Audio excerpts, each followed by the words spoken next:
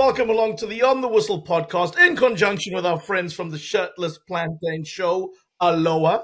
This is the pod that feels like Christmas for me. We're previewing the AFCON final. You've got the most populous juggernauts, loudmouths, talented, I hate saying that, Nigerian Super Eagles versus the hometown heroes, the ghosts that are scared of nothing, the Ivory Coast, and what is set to be an absolutely superb final on Sunday. I think it's bigger than the Kansas Chiefs versus the 49ers in the Super Bowl. This is my Christmas. This is my New Year's.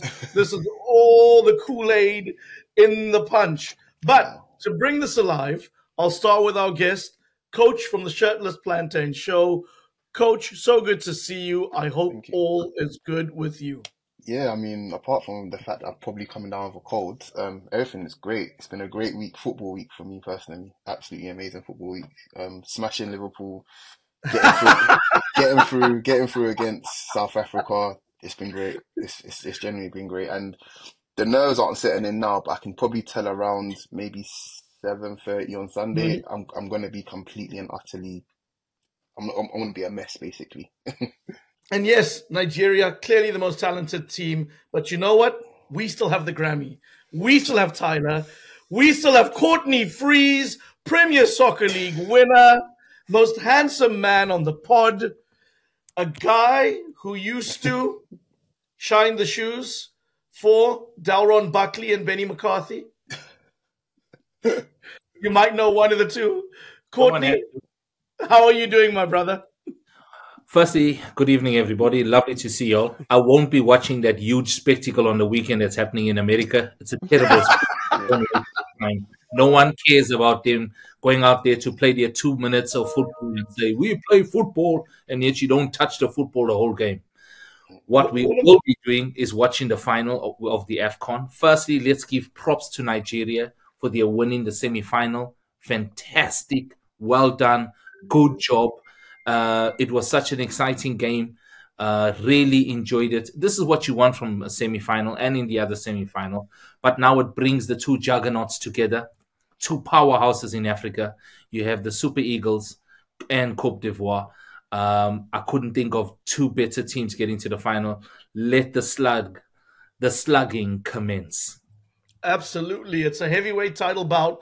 And our man, Alasdair Howard, will be on the ground, lapping it all up, watching these two heavyweights rumble in the Abidjan Stadium. It's going to be absolutely amazing, Ali. And I have to say, you were sitting in a very interesting location where the most powerful man in African football was, if I'm correct. That is correct, Zayn. Was he warming it up for you? Dr. Patrice Motsepe knows the levels of people who matter in African football. And so he decided to leave. Yes, I'm in the press conference room in Abidjan, in the Palais de la Culture, the cultural palace of Abidjan. I'll show you my view. The lighting is not very good, but if you can see, there's the seats where I was previously. There's the desk that Mr. Motsepe, as well as our good friend Luxolo September and Veron Mosengo, the general secretary, were holding their press conference. They were, as per CAF, always about 40 minutes late. And the press conference went on for about two and a half hours. It was this wonderful blend of sycophancy and outrageous questions. Yeah, I mean, so you had some journalists who, it was a beautiful, basically kind of saying tapestry. They were just kissing butt, right? Yeah. So you had some journalists who would stand up and say, Mr. Motsepe, we love you so much, blah, blah, blah, blah. Like, tell us why this is the greatest AFCON.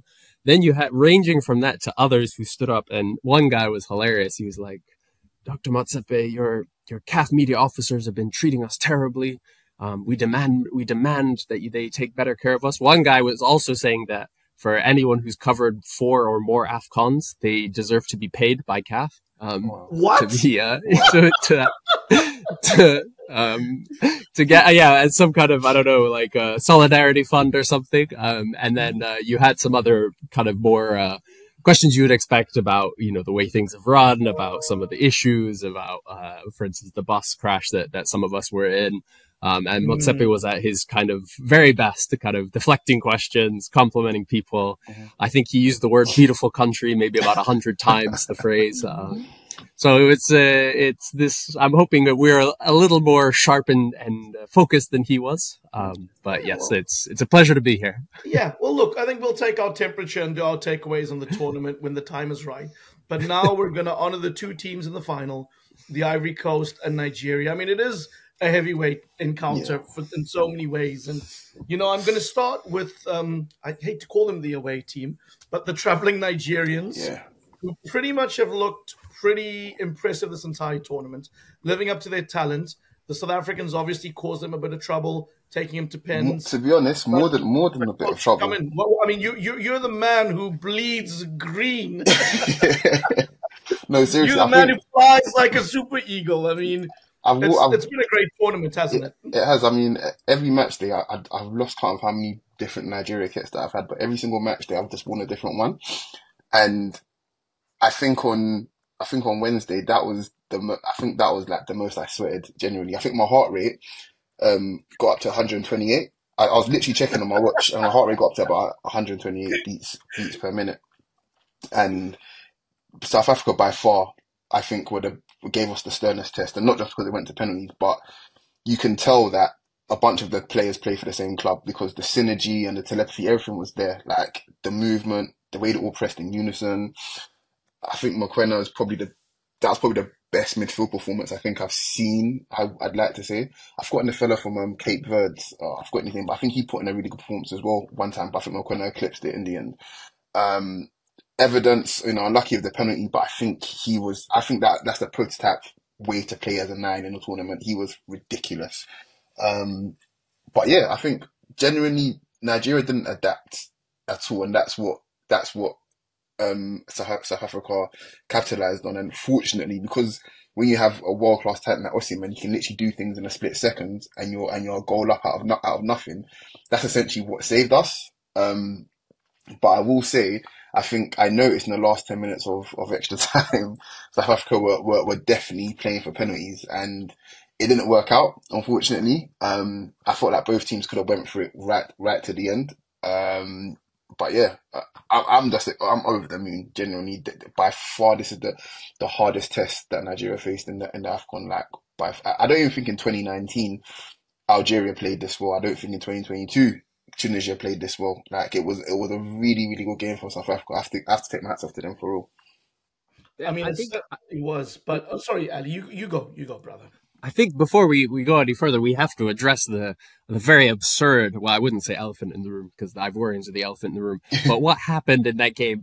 Because for me, I think what coach is being very generous. I think South Africa were good. I think they were a very, very solid team, but we have to talk about how crazy that penalty was that South Africa got. I have never honestly, I thought this AFCON had given us everything. We'd seen 122nd minute winner. We had seen 4 penalties saved by a goalkeeper. We had seen, so much brilliance, nonsense, whatever you want to call it. Bebe's free kick, everything. Yeah. And I genuinely didn't know how this tournament could get even more crazy. But to have Nigeria score a goal, not just Nigeria, Victor Osimhen finally getting his second goal. He hasn't scored since the first game.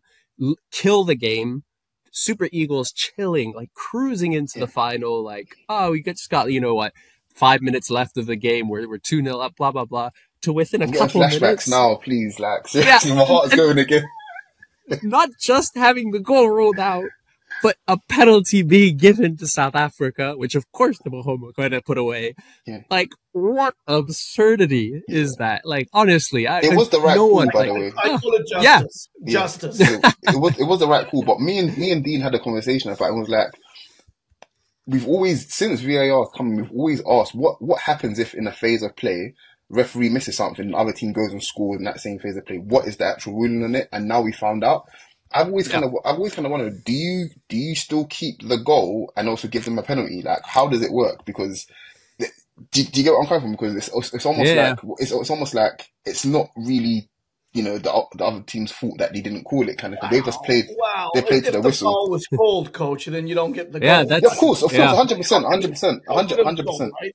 100%. But it's just, it was a bone of contention, and now we know what the rule is now. Because I don't think, to my mind, this is the first time I feel like something like this has happened. So yeah. Yeah, no, agreed. And listen, I think, we've touched on some interesting points, the penalty, looking ahead to the final. I mean, I just have to believe that with Sebastian Haller and Simon Adingra, and I know these teams played in the group stages and we all know how that result played out, but those chaps are certainly going to test the Nigerians, I think, more than the South African attack would, particularly 100%. with Haller. I know he's carrying injuries and whatever, but he's looking like he's, the real talisman up front for them. Yeah, I mean, I'll tell you what is with Ivory Coast. What my biggest worry for them going into the tournament was I wasn't sure how they would essentially get their goals. I knew they'd control most games because they have the star talent in midfield and they've got a solid-ish defense, should I say. But my main thing was like, well, where are the goals coming from? And I feel like at certain times, if it wasn't coming from midfield, from Fofana and whatnot, like it was hard to come by. Haller definitely solves that problem, but I feel like playing to his strengths, Tyler's strengths, also kind of plays to Nigeria's defensive strengths. Ekong, Bassi, and Ajay are both great in the air, especially Ekong. Ekong's the shortest one in the defense, I think, and he gets up like a salmon. Like, it's ridiculous. So them playing those high crosses in, I feel like Nigeria would rather that than, a small, quick striker that can, play quick 1-2s and dribble past them kind of thing. I think they'd prefer to play against someone like Haller than someone like, I don't know, Amani or something like that. That's gonna pick up difficult positions and make you defend in wide areas. So, it's gonna be a very interesting battle because Ivory Coast is gonna be essentially at full strength, and it's gonna be a game tailor made for Nigeria defenders as well. So we'll essentially see who, like you said, may the best man win essentially. I'll go back to a comment I made before the semi-final game when we were talking about what is South Africa's threat, and I said in the pod, our biggest threat is the goalkeeper because we don't really have people up front that or free goal scoring people. Yeah. The problem Nigeria currently have now is that they're playing against a team who have got forwards, who are clinical. South Africa didn't have that. What South Africa had was, as I said, good team spirit, good team ethic, lots of running. I would say Percy Tau's game in the semi-finals is possibly one of the most disappointing performances I've seen him play ever. He is Sunday league material when he plays like that, hands down. But I have to agree with you because I think Mark Gleeson is one of the doyens of African football.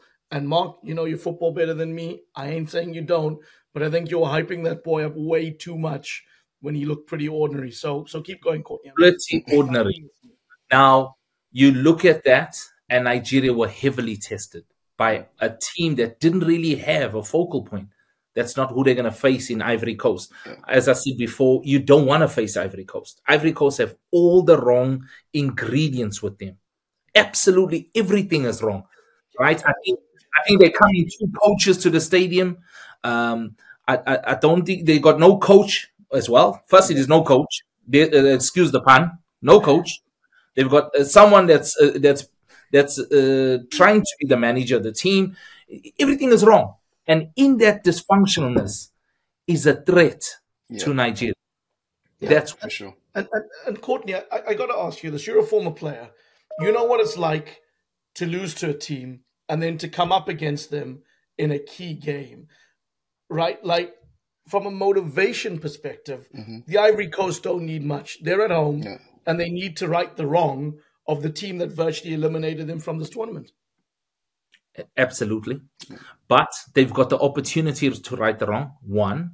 Number two, something we all spoke about earlier, they also have the support behind them. Now, if you looked at the semi-final, the South Africa semi-final, the stadium was actually empty in large parts. That won't be the case come the final. I'm telling you, every man, dog, cat, and chicken will be at that game. They will be there, and Ivory Coast will have that extra 10%, minus the coach, minus a manager, minus the functional team that they have. And Sebastian Hell is not a mistake of a player. No. All right, let's get this right. That guy is a good striker. Yeah. So I will say though, Nigeria is going to be well tested. Let's just use that phrase. Yeah, I will say though, like it will feel as if not only just the whole of the Ivory Coast will be obviously against Nigeria. It kind of almost feels like it's us against them, where it's like everybody, like nobody wants to see the host really lose. Do you know what I mean? Even just from a neutral perspective, most people would like to see the host win if they make it to the final, right? And I feel like that gives Nigeria also something to fight for. You know, it's almost like, well, nobody wants us here anyway. Nobody wants us to win, kind of thing. Let's actually just spoil the party. And if one thing there's one thing Nigerians know how to, Nigerians really know how to spoil things. Basically, we know how to party, have our own party. We also know how to do it at the expense of other people as well. And I feel the players know that as well. And it's all going to be done, in good spirit. Everybody wants to win. It's going to be competitive, kind of thing. But I feel like the edge that Ivory Coast has, there's also an edge about Nigeria. Nigeria, by nature, our proud nation, people call it arrogance. There is arrogance there, obviously, but it's almost we've beaten them before. Let's not make any silly mistakes and let's see where we go with it, kind of thing. So the game was finally poised. Obviously, I said at the beginning, I felt as if Nigeria were third or fourth favourites. Alasdair, you remember that? I doubted you, coach. I'm not gonna lie. I laughed at you. I had no faith. Yeah, so, and it was more of just from the perspective that Nigeria don't have all of the tools, but we have the most important ones, which is a solid defense and a world-class attacker. I'm very much looking forward to the fact I want to see how well Iwobi and Onyeka play against, I'm pretty sure Seri starts. Seri started every game since the Intermin has come in. I'm going to see how well they're doing at Seri and Fofana, because I feel like that's a very, very good matchup.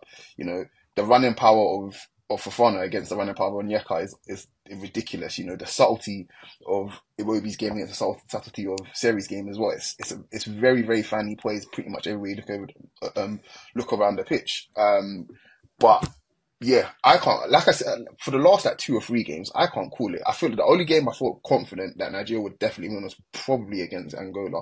Despite me sounding out Angola's football was arguably the best, along with South Africa's in this tournament. But this one is too finely poised. Go on. Coach, I'm going to throw this in there, right? Yeah. When we last spoke, you were a bit worried about Osimhen. You were worried that he's carrying an injury. Yeah. You were worried that maybe now's not the time to play him. Yeah. If you watched his work rate, if you watch his ability to jump, and I say to you, there were 3 chances in that game. In his right form, he takes them every day of the week and twice on Sunday. Yeah. Ivory Coast have also got a problem now. This guy is fit and he's coming into the tournament. He's fit at the right time. He wants to score runs. The wicket, he's got no cracks, smooth, lots of cross. You can just start playing the ball to the boundary with no effort. I tell you, Ivory Coast, if they're not clever, they are underestimating Nigeria and Osimhen at the moment. He looked in really good workman form. I was surprised by his work ethic, man. He put in a shift. Do you remember though, in the first I think 2 minutes, he went down holding his stomach. I was like, yeah, that's his game done. Yeah, I thought that was him out. I thought that was so right. Yeah, and he got up and he played even better. I was like, wow, between adrenaline and pride and whatever else, he just carried himself through. I'm still a little bit worried. I don't feel like he's fully 100% yet. But you're right, the chances that he missed, Osimhen in good form, like Nigeria probably win that in regulation time, because there were very easy chances by his standards. I think there were very easy chances. I think the header of the second half. Sorry, Alasdair, no disrespect to you, sir. All the disrespect. The header just after half time, it came in from the left hand side. Beautiful cross, lovely weight. Gets up at the far post, places it just over the right hand side of the goalkeeper. I thought to myself, this guy's fit. He takes that chance hands down. Yeah. Sorry, I think I've said this on the podcast before, but one of the joys of this tournament has been watching Victor Osimhen live. And like you said, Courtney, the work that man gets through, it's unbelievable. And it's not just the work, because you see some players who they press or they'll run really hard just to kind of show that. I think Bruno Fernandes for me is the peak of this kind of Alexis Sanchez, someone who will run so much. Yeah. Like, who will make it look like they're working really hard, but they're just pressing by themselves, causing no problem. Ozyman is so intelligent when to press, when to move defenders. And even when he's off the ball, his movement is so good. Whether it's like, you know, you watch like Nwabali take a couple different goal kicks. Every single one, he's doing something different. First one, he's just winning the header because he's so good at winning headers. Second one, he fakes to win the header, darts in behind the center back who's now misjudged the ball. Third one, he brings that down, draws a foul. Like every single time he's doing different things, and he's always keeping defenders guessing. And we saw that in the first game. He won that penalty that Troost-Ekong scored against Cote d'Ivoire. So I think it'll be really interesting for me to see who Cote d'Ivoire plays at the back, because obviously Odilon Kosunu will be fit.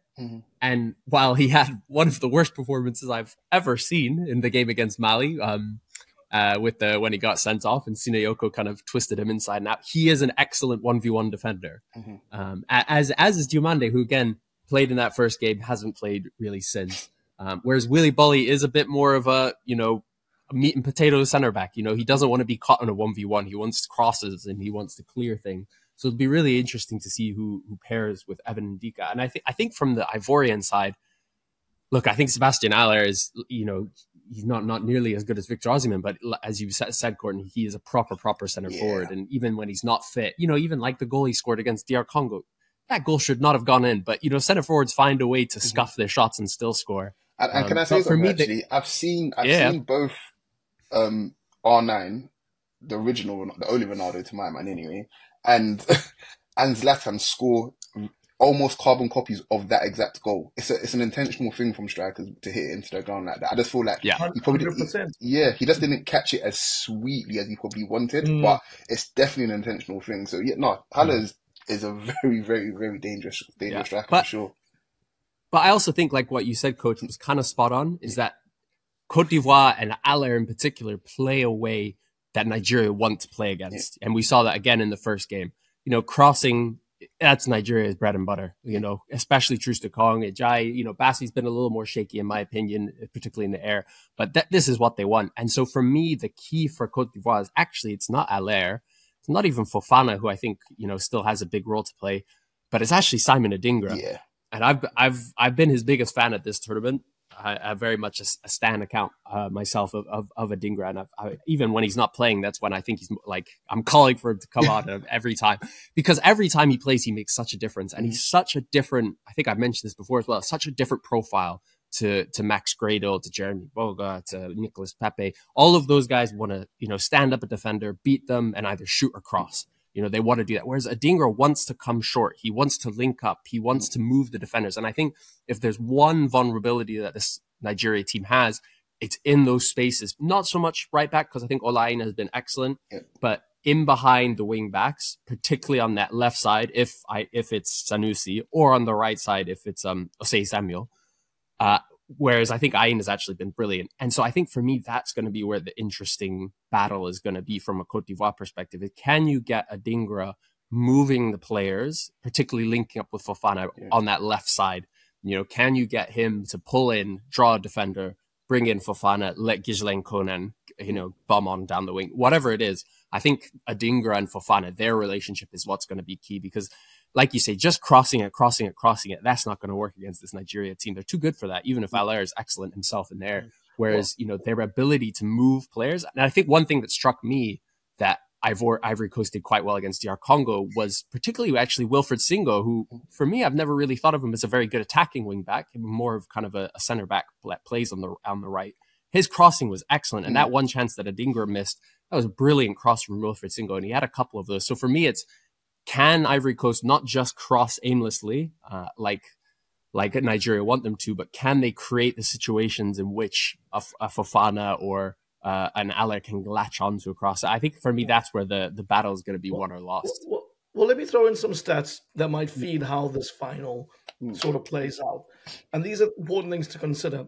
Nigeria have not conceded a goal from open play this tournament since the group stages when Equatorial Guinea scored against them in the 36th minute. Ivory Coast, they've played in 4 AFCON finals. Each have ended 0-0 and gone to penalties. They've won 2 of those shootouts and they've lost 2. Is that a precursor of what we can see this weekend? Tight Nigerian defense and an Ivory Coast team that's gone to pens in previous iterations.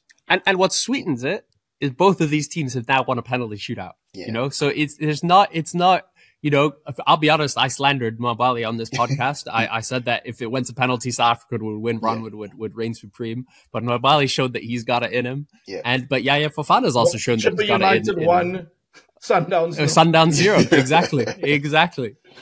So yeah, I think Zayn, honestly, I think this is as exciting as this AFCON is, and I'm probably cursing myself by calling it, is I think you're spot on. I think this is 0-0 or 1-0. I don't think there's anything more in it. And I think if there is a goal, it's probably a corner or a penalty. Because I think despite this tournament being the most exciting AFCON there has been, I think these two teams are now in a place where, you know, they want to play boring football. It's business. Yeah, it's exactly. all business. We're not messing about. Let's get the job done. This in there, Exactly.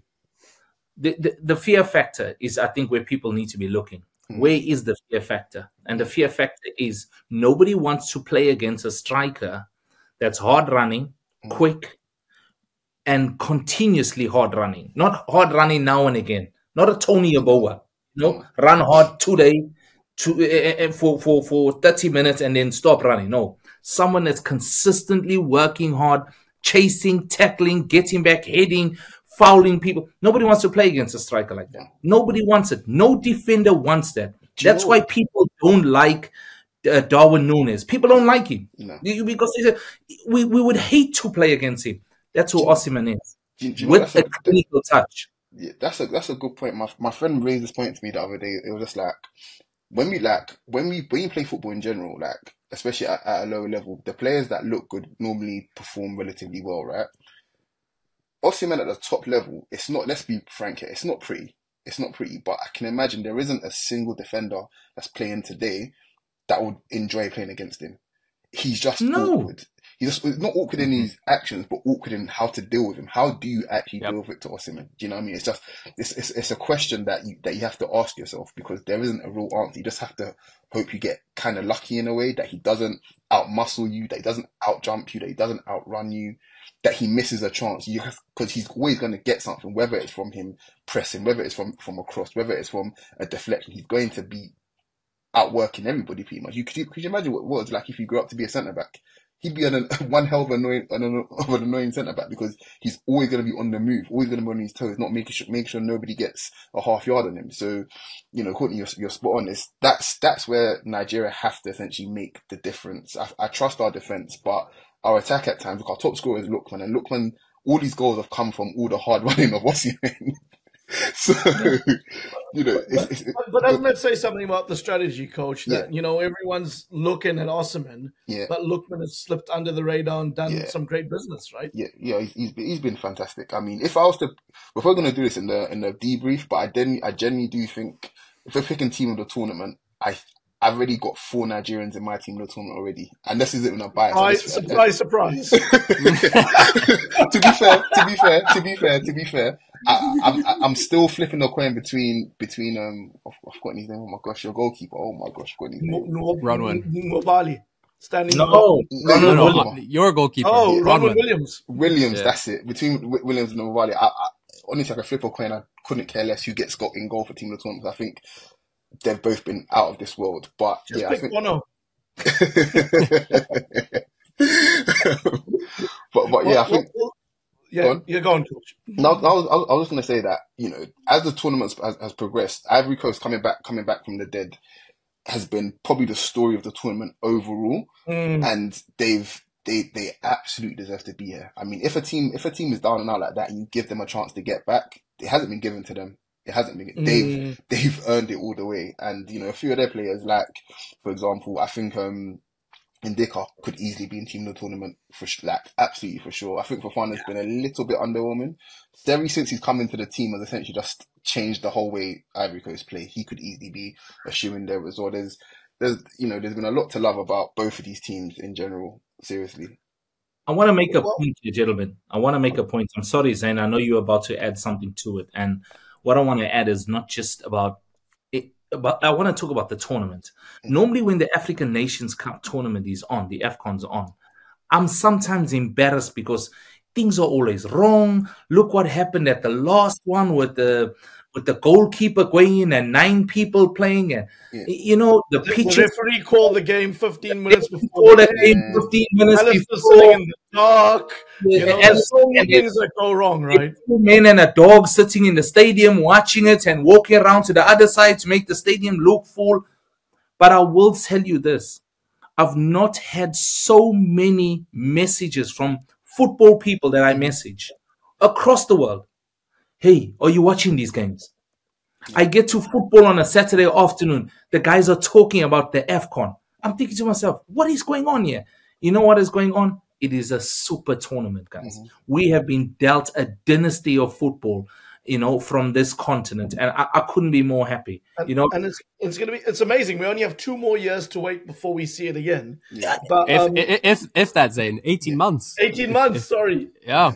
Yeah. But what I wanted to say is, I was speaking to a colleague of mine who lives and works in Lagos, and she's been telling me the vibe in that city right now is off the charts, and people are so excited about this weekend. And let me tell you why that optimism is not misplaced. According to Opta, which is the stats provider, they've punched the numbers in their supercomputer. They've done 10,000 pre-match simulations at the time of getting to this figure. But they say Nigeria are the favorites to be crowned champions. They have a 56.2% chance of winning. So if you believe the statisticians, it's in Nigeria's favor. Let's go around the horn. Let's get your predictions on a score and how you think it's going to play out. Who'd like to go first? I'll go first. I've got no Opta. I don't have a statistician sitting in a room punching on a keyboard. I've just got my 2 eyes. 2-0 Nigeria. Okay, that's within the 90 minutes. Coach, is this optimism? Is this confidence? Oh gosh, right? That's a good question. Okay, I'm gonna go 2-1 Nigeria. Yeah, 3 goals. 2-1 in the Nigeria. final. That's great. That's great. I think I'm gonna go 2-1 Nigeria. I think this AFCON has thrown up so many surprises that, of course, everybody will expect a 0-0 in the final. You know what I mean? You've got to do something different. You know what I mean? So something crazy is gonna happen. Someone's gonna get red carded for slapping a duck that flies onto the pitch. I don't know. Something will happen. Something we haven't thought of. I love that, Ali. I love that. Go on, Ali. Yeah. Let me tell you, this is, I've been saying all tournament, it's difficult to call these games, but this one is, I think probably the most difficult. I think I'm gonna stick with history with Côte d'Ivoire and the 0-0s. I think we're gonna hit a 0-0, and I think Côte d'Ivoire are gonna win on penalties. But like I said, my prediction is that something ludicrous will happen. If you want my honest prediction, something that we have not thought of, that the rules of football aren't even capable of. So that prediction for me was purely, gun to the head. Assuming that happens. Yeah, I don't have any idea who's gonna win. It's too close to call. It's kind of more of a hopeful. I hope we win 2-1. Well, that just leaves me to make my prediction, and my supercomputer, which is my brain, it's been computing the stats. It's computing the analysis. That's computing the heart over the head. Like Courtney, we would have been satisfied as Bafana fans with the quarterfinal. And quite frankly, we didn't believe we'd make the final, even though it went down to pens. That's genuinely it. In this instance, I think we get the fairy tale ending. I think we get it. I think the Ivory Coast have their crowning moment. In front of their crowd, in front of their people. I think they have it. But I think they get it in a really ugly, workmanlike, slightly lucky way. I'm predicting 0-0, both teams parking the bus, both teams playing on the counter-attack, both teams playing not to let the other team play. Mm-hmm. And we're going to go to pens, and it's going to be the roll of the dice. But I think the Ivory Coast will emerge, and I think this generation will be celebrated and loved. Although I'm in the minority. I think the I'm losing 3-1. I'm losing 3-1 at the moment, right?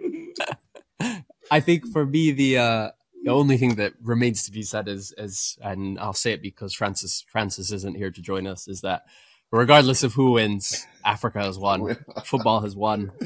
We've been blessed. We've been blessed this tournament, and yeah, I think whoever wins, it's an incredible storyline, because we obviously talk about Cote d'Ivoire's brilliant story, and it is genuinely. You know, I was saying this earlier when I was doing a TV hit for someone. I said this is the most incredible sports story you've ever heard of. It's literally out of a film. But let's not forget, Nigeria have come from the same place. You know, think about before this tournament started, they drew with Zimbabwe and Lesotho. Yeah. Okay. Lesotho, who recently made a complaint about Hugo Bruce and the South African FA for treating them as second class because of his comments, a team that, you know, there's not even a proper functioning league in Lesotho, and a Zimbabwe team that had been banned from playing football for, 2 years? And Nigeria couldn't beat them. And yet, here we are, Nigeria on the verge, being the favorites in the final. Nigerians know how to turn it on when the moments are there. We know that, right? Yeah. And that's why we love them and we hate them. We hate playing against them. But as Africans, we get behind them in the tournaments when they're there at World Cups and, you know, major events like that. But, you know, we know if they win, like the English, we'll never hear the end of it. So maybe it's better for the continent, the Ivory Coast, because they'll just speak French. Hold on. Let's hold you accountable to that statement. The English are not winning anything, so I don't know. Yeah, let's be clear. Be clear. I was just gonna say. So like, you know, it's not like they've won something that I got to hear them. They won nothing. They are the South Africa of Europe. You know, so we're all competing to be England right now, right? All I can talk about is having the best league in the world. The best league in the world. Oh, come on, listen. Well, listen, gentlemen, it's been fantastic to preview Africa's Showpick final. I can't wait to chop it up with you afterwards. I can't wait to watch it, Coach. May your heart lead you to something great. Please put the monitor on. Let us know what it gets to. Courtney, get on the treadmill when you watch the game. I love it when you do that. And Ali, just Instagram the life out of it. I want to live vicarious as an old man in the cold. Enjoy.